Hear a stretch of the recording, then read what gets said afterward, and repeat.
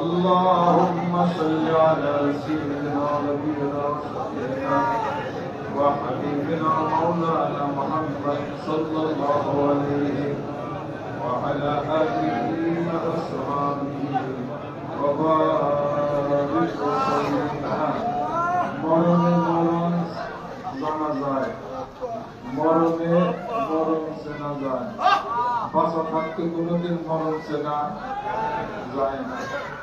এই দুনিয়া একটা স্বপ্ন, স্বপ্নে যেমন স্বপ্নকে স্বপ্ন বলে মনে হয় না, ঘুম ভাঙার পরে বোঝা যায় আমি স্বপ্নে দেখছিলাম।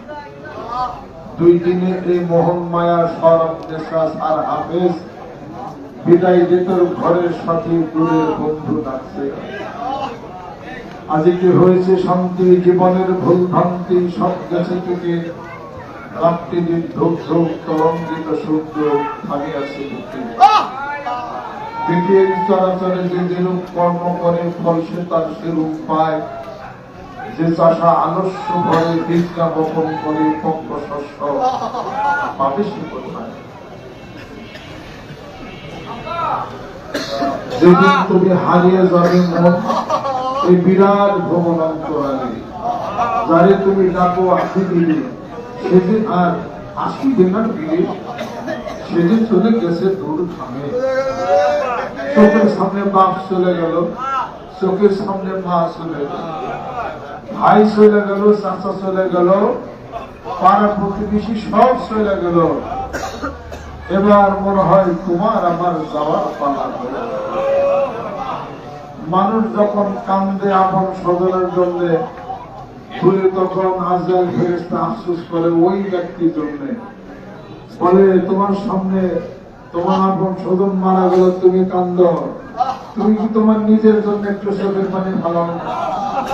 কদিন পরে তো আমি তোমার জান কবজ করে নিই। যেদিন তুমি হারিয়ে যাবে মনে বিরাট ভ্রমণ অন্তরালে, আধ্যাত্মিক জগতের এই কথাগুলি বলে বলে একজন মরমী সাধক 2000 সালের মে মাসে চলে গেলেন কলকাতা। তিনি একটা বাগান সাজায় দিলেন। এটা হলো বেহেশতের ফুলের বাগান। বাগান আছে, ফুল নাই, সুন্দর কি আছে? এই বাগানের ফুল আপনারা, ফুলের স্বরূপী। মানুষের জীবনের শেষ জিনিসটা তার সম্মানজনক হওয়া দরকার। জীবনে অনেক গাড়ি বাড়ি, অনেক কলকারখানা, মিল কলকারখানা করতে পারবেন, অনেক ঘর বাঁধতে পারলে কবরের আসল ঘর তো বাঁধলাম না। কবরের জায়গা কিন্তু ঠিক আছে, কবরের আসল ঘর টাইলস করা দরকার।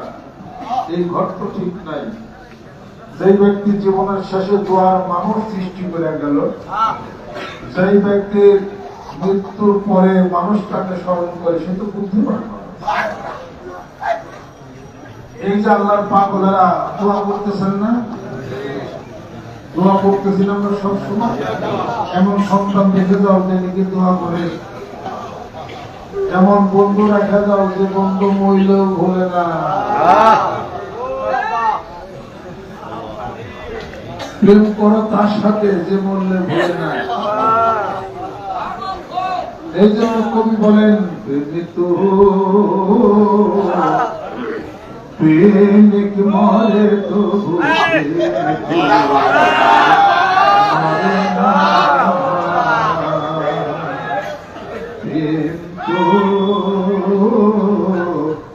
প্রেমিক মরে তো মরে না। রসুলের সাথে প্রেম, আল্লাহ নবী নাই, প্রেম যে মারা গেছে। প্রেম শাশ্বত, কিন্তু মরে না। যে প্রেম আল্লাহ আল্লাহ রসুলের সাথে, ওই প্রেম কোনদিন মরে না। মানুষের সাথে মানুষের যদি এই পৃথিবীর প্রেম যদি হয়, এটা করতে পারে, এটা শেষ হয়ে যেতে পারে। কিন্তু আল্লাহ আল্লাহ রাসূলের সাথে আল্লাহ রাসূলকে পাওয়ার প্রেম, আল্লাহকে পাওয়ার প্রেম, এটা শাশ্বত, এটা মরে না। এটা তো কখনই মরে না। সেই প্রেমের ধারা পরিক্রমা চলে গেছে সুরান মদিনাতুল মুনাওয়ারা। সুবহানাল্লাহ। তাহলে এক ভাই আরেক ভাইয়ের সাথে যে বন্ডিং, চেইন অফ কমান্ড আছে, এটা মৃত্যুর পরও এটা মরবে না। এই প্রেম হলো আল হুব্বু ফিল্লাহ ওয়াল বুগযু ফিল্লাহ। আল্লাহর জন্যই ভালোবাসা, আল্লাহর জন্যই কারোর সাথে বিচ্ছেদ। তাদের জন্য ভালোবাসো, আল্লাহ রাসূলের জন্য ভালোবাসো। দুনিয়ার জন্য ভালোবাসো, এই জন্য তো ভালোবাসার মাঝখানে তার কাটা যায়। যে ভালোবাসায় স্বার্থ আছে, ওই ভালোবাসা কি না। আর যে ভালোবাসায় শুধু আল্লাহ রাসূলের স্বার্থ আছে, এই ভালোবাসা কেমন পর্যন্ত, এটা হলো শাশ্বত। এটা সুবহানাল্লাহ।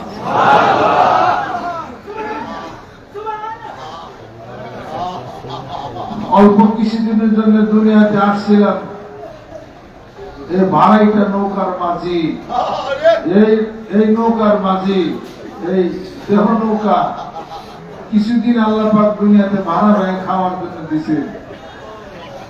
মাঠে ঘাটে প্রান্তরে অফিস আদালতে নৌকাটারে চালাও, সারাদিন পরে নৌকাটাকে আবার বিছানার কাছে বাইরে থাও, আমার সকালবেলা টান দিয়ে নৌকাটাকে উঠে নেওয়া যায়, আমার পিতা করলাম। সারাদিন মাঠে ঘাটে প্রান্তরে নৌকাটাকে আইনা আবার বিছানার ডোবাইয়া দাও। নৌকাটা বিছানার কাছে ডোবাইতে ডোবাইতে আর উঠাইতে উঠাইতে এমন একটা সময় হবে, জনমের মতো বিছানার ঘাটে নৌকা ডুবা যাবে, আর উঠবে না। সে গেলা শিল্পে গেলা আত্মভেরা। যেই দেশে গেলে মানুষ চিঠি রাখে না, যেই দেশে গেলে কোন বন্ধু বান্ধবের নিকট খবর পাঠায় না, যে দেশে গেলে মা বোনের হাতের চুরি খুলে, এত সুন্দর পরনের শাড়িটা খুলা ওই সুকেশের মধ্যে সাজাইয়া রাখে। বলে একটা সেল থাকে, সেলটা খুলে রাখা হয়। হাতে আংটি থাকে, আংটিটা খুলতে পারে, তারপর আংটিটা খুলে রাখা হয়। যেই দেশে গেলে কোন মা কন্যার পরিচয় দেয় না, পিতা ছেলের পরিচয় দেয় না, ওই দেশের নাম হলো কবর। সেই যে গেলা আত্মভেরা হবে। দুনিয়ার পুলিশের কোর্টে যদি হাইরা যাও, উপরের কোর্ট আছে, আপিল করতে পারো, কিন্তু কবর এমন একটা কোর্ট, এই কোর্টে যদি একবার হাইয়া যাও, এটাই হলো প্রথম কোর্ট, এইটাই হলো শেষ কোর্ট। এই কোর্টে হাইরা গেলে আর আপিলের কোর্ট থাকবে না। যে গেলা সে যে গেলা আত্মভেরা হবে। এইভাবে করতে করতে কত মানুষ, কত আসে গেলা পাগলেরা এখান থেকে হারাইয়া গেল না। এই পাগল আর কি সামনে দেয় আর জিকির করতো, এখন এই পাগলগুলি কোথায় হলে পাগলের সাথে দেখা হবে চিন্তা নাই, দেখা হবে। এক সাহাব এসে বলেন, ইয়া রাসূলুল্লাহ,